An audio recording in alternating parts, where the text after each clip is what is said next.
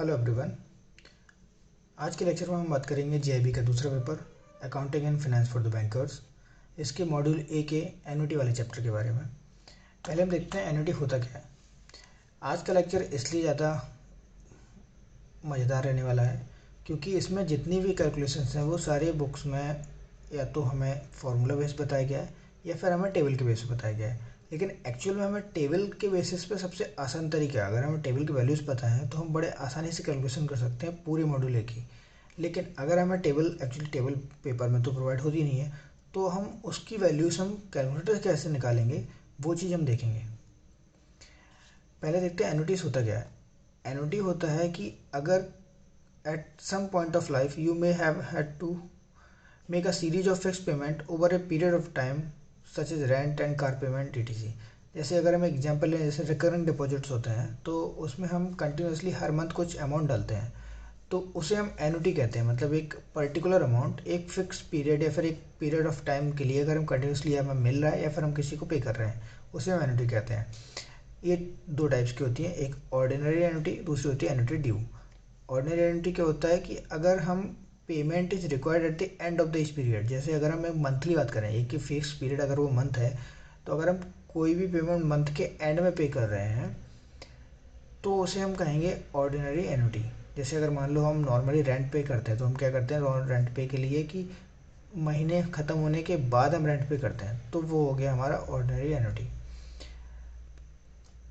इसके annuity due क्या होता है, payments are required at the beginning of the each period. जैसे अगर हमें जो सैलरी मिलती है, तो मोस्ट ऑफ द कंपनीज में कहीं सैलरी हमें मंथ की स्टार्टिंग मिलती है, या फिर कोई भी पैसा जो हमें महीने के स्टार्टिंग में या किसी पीरियड के स्टार्टिंग में, या जैसे हम कहीं ईयरली है तो वो जन में आ जा रहा है, कुल मिला के किसी एक पीरियड के स्टार्टिंग में अगर हमें कुछ पैसा मिल रहा है या हम किसी को दे रहे हैं तो वो एन्युटी ड्यू होगा। अगर हम उस पीरियड के एंड में दे रहे हैं तो वो ऑर्डिनरी एन्युटी होगी। अच्छा, इस पर एन्युटी पे क्वेश्चन ऐसे आते हैं कि हमें उसकी फ्यूचर वैल्यू और प्रेजेंट वैल्यू निकालनी पड़ती है। तो प्रेजेंट वैल्यू के लिए तो हमारे पास एक टेबल है, कैपिटल बजटिंग की चैप्टर के आगे एक टेबल दी हुई है, वहाँ से हम निकाल सकते हैं। बट वो टेबल को हम कैलकुलेटर से कैसे करेंगे वो देखेंगे। फ्यूचर वैल्यू के लिए भी हम कैलकुलेटर से कर सकते हैं, वो भी मैं बताऊंगा। पहले देख लेते हैं कि टेबल में एक्चुअली हम निकालते कैसे हैं, उसके बाद मैं आपको एन्युटीज बताऊंगा।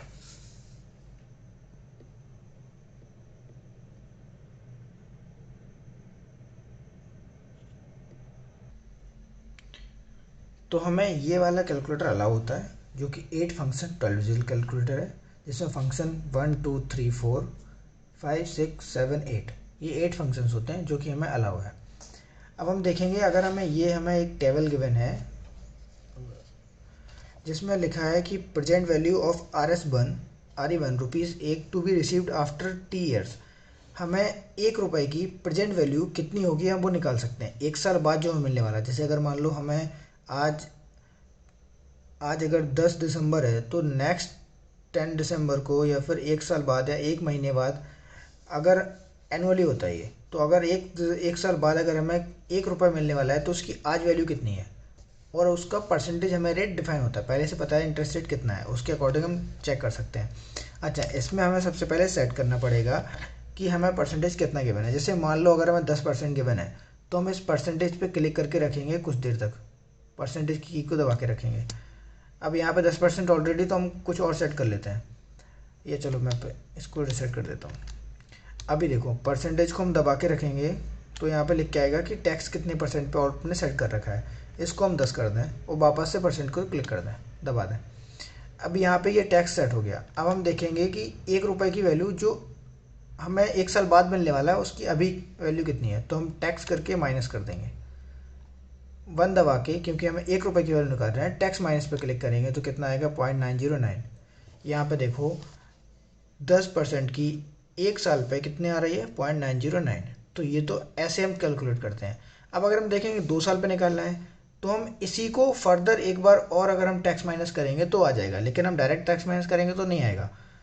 तो हम इसको इक्वल दबाएंगे, तो अब ये जो वैल्यू आ गई हम इसको वापस से टैक्स माइनस कर रहे हैं, तो हम टैक्स माइनस फिर से क्लिक करेंगे तो आएगा 0.826, जो कि देखो 2 साल बाद 10% पे वैल्यू इतनी आ गई। अगर हम 3 साल बाद निकाल लें तो इसको फिर से इक्वल दबा के फिर से टैक्स माइनस कर दो 751, अगर हमें 4 साल बाद निकालना है तो उसको फिर से इक्वल दबा के फिर से टैक्स माइनस कर दो 863। 5 साल बाद निकालना है फिर से इक्वल दबा के फिर से टैक्स माइनस कर दो 620। तो देखा, ऐसे अगर हम किसी भी रेट पे सेट करके हम उसकी प्रेजेंट वैल्यू निकाल सकते हैं। सेम चीज़ हमारे पास फ्यूचर के लिए टेबल गिवन नहीं है, लेकिन हम फ्यूचर के लिए भी निकाल सकते हैं। जैसे अगर हम माने कि हमें 1 रुपये आज मिला तो उसकी 1 साल बाद उसकी कीमत कितनी होगी, तो हम उसको 1 दबा के अगर हम उसको टैक्स प्लस कर देंगे तो हमें इतना हो जाएगा। अगर 2 साल बाद निकालनी है तो इक्वल दबा के फिर से टैक्स प्लस कर देंगे तो इतना हो जाएगा। इसी तरह से हम एनुटी की वैल्यू भी निकाल सकते हैं। अब हम देखते हैं क्वेश्चन या फिर एनुटी के एक क्वेश्चन को, जिससे हम कैसे करेंगे। हम क्वेश्चन देखते हैं। अगर हम इसी में एक पहला क्वेश्चन है ऑर्डिनरी एन्युटी की, हमें फ्यूचर वैल्यू निकालनी है। तो क्वेश्चन है कि assume that we are receiving 1000 every year for the next 5 years. You invest each payment at 5%. The following diagram shows how much you would have at the end of the 5-year period. अब वो कह रहा है कि हमें 1000 रुपये हर साल मिलने वाले हैं और हम उसको 5% पे इन्वेस्ट कर रहे हैं, तो हमें 5 साल बाद कितना मिलेगा। अगर हम देखो यहाँ से एक टेबल बनाए कि ईयर कितना है, ठीक है,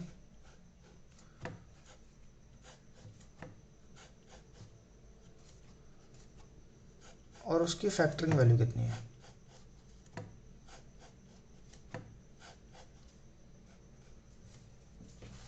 ठीक है,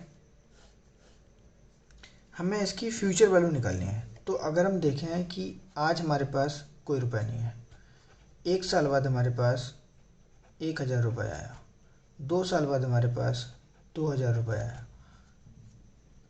1000 फिर से आया, यहाँ पे 1000 फिर से आया, 4 साल बाद हमारे पास 1000 फिर से आया और 5 साल बाद हमारे पास 1000 फिर से आया।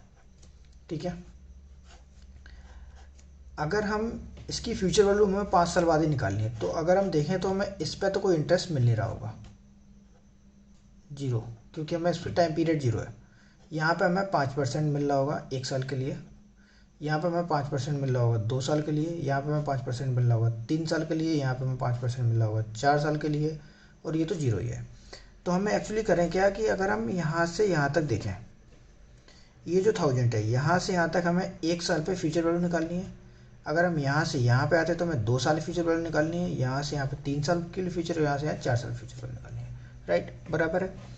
अगर हम सेम चीज़ देखें, हमें फ्यूचर वैल्यू निकालनी है, तो इस पे तो कुछ नहीं है, तो हम इस पे कर देंगे सबसे पहले 1000 × 1, क्योंकि वो 0 पीरियड है तो उसको एज इट इज रहेगा, प्लस इस पे देखेंगे। चलो हम देखते हैं पहले कि कितना हमें परसेंटेज सेट करना है। हमें गिवन है कि 5% है, तो हम इसमें रेट में सेट कर देंगे जाके 5, वापस से परसेंटेज दबा दो, आ गई।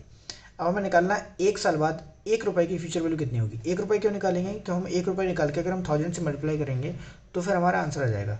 तो हम 1 को टैक्स प्लस करेंगे तो हमारी आ गई 1.05। तो ये हो गई 1000 × 1.05, ठीक है, प्लस यहाँ पे 1 आएगा, यहाँ पे 1.05 आएगा। ठीक है, अगर हम इसको फर्दर एक बार और अगर हम इसको टैक्स प्लस कर देंगे इक्वल दबा के, तो हमें आ जाएगा कि उस 1 रुपये की 2 साल बाद कितनी फ्यूचर वैल्यू होगी, ये आएगा 1.1025। अगर हम इसको एक बार और निकाल लेंगे तो ये 3 साल बाद कितनी आ जाएगी, 1.157625। अगर हम एक बार और निकाल लेंगे तो वो 4 साल बाद आ जाएगी, वो कितनी आ जाएगी, 1.2155। अब देखो इनमें सभी में 1000 तो कॉमन है, तो हम इन सबको जोड़ भी सकते हैं। चलो इनको जोड़ दो और आसान हो जाएगा। अगर हम जोड़ेंगे तो क्या आएगा, 1.2155 प्लस 1.1576 प्लस 1.1025 प्लस 1.05 प्लस 1, कितना आ गया, 52, ये आ गया आपका 5.5256, इतनी वैल्यू आई। लेकिन हमें एनुटी कितनी थी, हमें कितने रुपए मिल रहा था, 1000, तो हम 1000 से उसको मल्टीप्लाई कर देंगे। आंसर कितना आ जाएगा, 5525.6। अब हम ज़रा इससे मैच करा लेते हैं कि हमारा आंसर इतना ही आ रहा है बुक में। देखो 5525.6 बराबर है। इन्होंने देखो कैसे निकाला है, वो चीज़ भी देख लेते हैं। इन्होंने भी निकाला वैसे ही है, इन्होंने भी उसको वैसे ही लिखा है कि हमें 1 साल के एंड में हमें 1000 मिल रहा है, 2 साल के एंड में हमें एक बार फिर से 1000 मिल रहा है, फिर 3 साल मिल रहा है। यहाँ पे जो 5वें साल में मिल रहा है उसका तो पीरियड 0 है, तो यहाँ पे 1.05 की पावर 0। अगर हम फॉर्मूला लगाएं या फिर कुछ भी करें, हमने भी तो वही किया है, एक को अगर हम फ्यूचर वैल्यू निकालेंगे तो 1.05 होगा। यहाँ पे पीरियड 0 है तो हमने 0 कर दिया, यहाँ पे पीरियड 1 है तो हमने यहाँ पे 1 साल के लिए कर दिया, यहाँ पे 2 है तो 2 साल के लिए कर दिया। एक्चुअल हमने उसमें टैक्स प्लस करके वही इसी फैक्टर की वैल्यू निकाली है, 1.05, 1.05 के बाद 1, 1.05 और 2, इसी फैक्टर की वैल्यू निकाली। अगर हम फैक्टर की वैल्यू निकाल के मल्टीप्लाई कर देंगे तो डायरेक्ट आंसर आ जाएगा। तो इनको डायरेक्टली जोड़ के हमने 1000 से मल्टीप्लाई करते तो हमारा क्या आ गया, future value of the annuity आ गया। तो हम ऐसे आसानी से बिना कैलकुलेशन के या फिर बिना फार्मूला यूज किए हम फ्यूचर वैल्यू निकाल सकते हैं। सेम चीज़ हम प्रेजेंट वैल्यू भी निकाल सकते हैं। अच्छा, अगर हम सेम क्वेश्चन को देखें, यहाँ पे वही सेम क्वेश्चन दोबारा बताया गया है, तो देखो यहाँ पे वो निकालने को कह रहा है कि हमें एक एन्युटी है, ऑर्डिनरी एन्युटी है, जो कि हमें साल के एंड में 1000 रुपये दे रहा है और हमारे पास इंटरेस्ट रेट है 5%। तो 5% इंटरेस्ट रेट के हिसाब से हमारी अभी प्रेजेंट वैल्यू कितनी होगी उस चीज़ की। यहाँ पे हमने फ्यूचर वैल्यू निकाली थी, हमें प्रेजेंट वैल्यू निकालनी है, तो प्रेजेंट वैल्यू के लिए भी सेम फॉर्मूला है। अभी हमने क्या किया था, उसको टैक्स प्लस किया था तो हम टैक्स माइनस कर देंगे। सेम चीज़ है, देखो 0 पे हमारे पास कुछ नहीं था, 1 पे हमारे पास 1000 रुपीज़ है, 2 पे हमारे पास एक बार फिर से 1000 रुपीज़ आए, यहाँ पे 3 पे 1000 आए 3rd ईयर बाद, after 4 year 1000 and after 5 year 1000। इसकी प्रेजेंट वैल्यू जो हमें 1 रुपये की प्रेजेंट वैल्यू उससे मल्टीप्लाई कर देंगे। सेम चीज़ इसके 2 साल बाद, तो हम देख लेते हैं 1000 को अगर हम यहाँ पे कॉमन लेके रखें तो 1 साल बाद आएगा, हम लिखते जाएंगे कितना हमने परसेंटेज एक बार हम देख लेते हैं कितना है, तो दैट इज ऑलरेडी 5%। ठीक है, चलो यहाँ पर रखते हैं, दिखेगा। अब हम देखते हैं अगर हमें 1 साल बाद जो हमें रुपये मिलने वाले हैं 1000, या हम पहले बोलते हैं कि अगर हमें 1 साल बाद 1 रुपये मिलने वाला है तो उसकी प्रेजेंट वैल्यू कितनी होगी। तो हम 1 दबा के अगर उसको हम टैक्स माइनस कर देंगे तो हमें आ जाएगा कि 1 साल बाद जो हमें 1 रुपये मिलने वाला है उसकी आज वैल्यू कितनी है, वो कितनी है 0.9523। इक्वल दबा के एक बार फिर से टैक्स माइनस करेंगे तो 2 साल बाद निकल आएगी, प्लस 0.9070, प्लस इक्वल दबा के एक बार और टैक्स माइनस करेंगे तो 3 साल बाद निकल आएगी।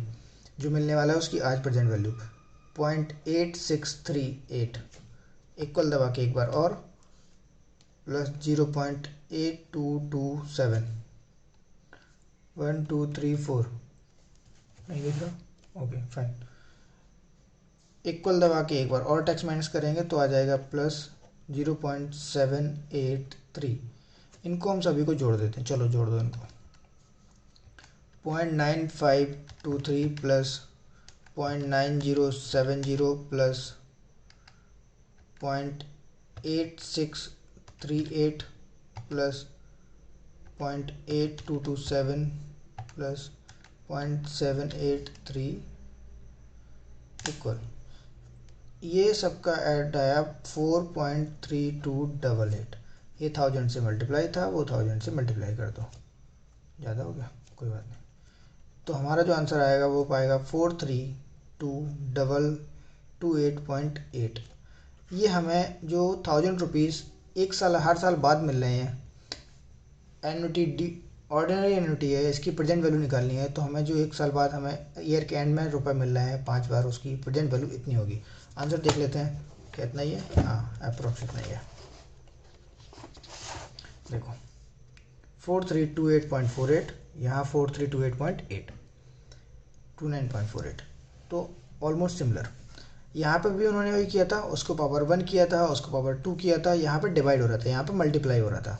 जब हम पुराना क्वेश्चन देखें तो यहाँ पे इस चीज़ को मल्टीप्लाई कर रहे थे, यहाँ पे इस चीज़ को डिवाइड कर रहे हैं। तो हमें क्या कैलकुलेशन से क्या मतलब है, क्योंकि हमारे पास तो टैक्स प्लस टैक्स माइनस की बटने हैं तो हम उनसे यूज कर सकते हैं।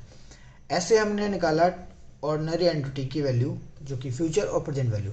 सेम चीज़ हम ऑर्डिनरी एन्युटी ड्यू के केस में भी कर सकते हैं।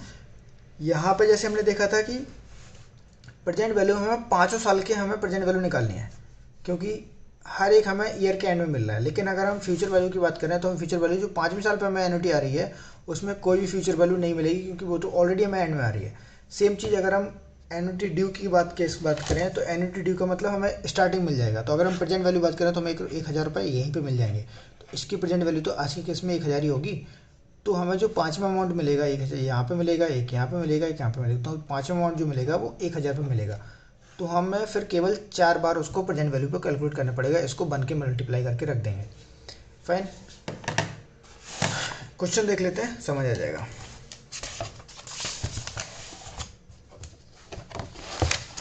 प्रेजेंट वैल्यू निकालता हूँ, फ्यूचर वैल्यू आसान है। देखो ये क्वेश्चन गिवन है, सेम जैसा वैसा था वही है। एक हमें एन्युटी ड्यू है, दिख रहा है, हाँ, एक हमें एन्युटी ड्यू है, जो कि एन्युटी ड्यू का क्या मतलब होता है, हमें ईयर के स्टार्टिंग में ही पैसे मिल गए। तो अगर हम यहाँ से देखें तो जो जीरो है हमें वहीं पे 1,000 रुपये मिल गए आज। एक साल बाद हमें दूसरे साल के रुपये मिल गए, फिर एक साल और बाद हमें तीसरे साल के रुपये मिल गए, फिर एक साल और बाद हमें चौथे साल के रुपये मिल गए, और फिर एक साल और बाद हमें पाँचवें साल के रुपये मिल गए, और पाँचवें साल पे हमें कुछ भी नहीं मिला क्योंकि हम ऑलरेडी ले चुके हैं। ठीक है, अगर हम देखें कि 5% से हमें इसकी प्रेजेंट वैल्यू निकालनी है, तो इसकी आज की कीमत जो हमें आज ही मिला है उसकी कीमत तो 1,000 ही होगी। ये तो आ गया 1 प्लस। अब इसकी कीमत अगर हम देखें तो ये तो हम एक साल पहले देख रहे हैं, तो एक साल पहले के लिए हम क्या करते हैं, सीधा 1 की वैल्यू निकाल लेते हैं, 1 के बाद मल्टीप्लाई कर लेते हैं। तो 1 को टैक्स माइनस करेंगे तो आ जाएगा 0.952, 0.952, फिर इक्वल दबा के वापस से टैक्स माइनस करेंगे तो प्लस 0.9070, फिर इक्वल दबा के वापस टैक्स माइनस करेंगे तो प्लस 0.8638, फिर इक्वल दबा के टैक्स माइनस करेंगे प्लस 8227। ये इसका हो गया, ये इसका हो गया, ये इसका हो गया, ये इसका हो गया, ये इसका हो गया, इनको ऐड कर दो। 1 प्लस 0.952 प्लस 0.9070 प्लस 0.8638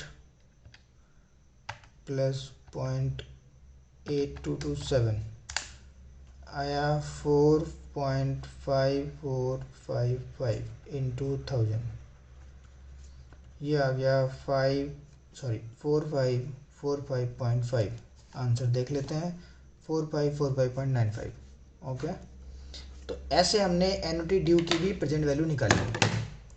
ये हमारे एक जो पहला चैप्टर है जिसमें हमें एन्युटी पूछा है, और हमें एन्युटी के आगे ईएमआई है, लेकिन ईएमआई हम कैलकुलेटर से कैलकुलेट विदाउट फार्मूला नहीं कर सकते हैं, तो उसको हम फार्मूला याद कर लेंगे।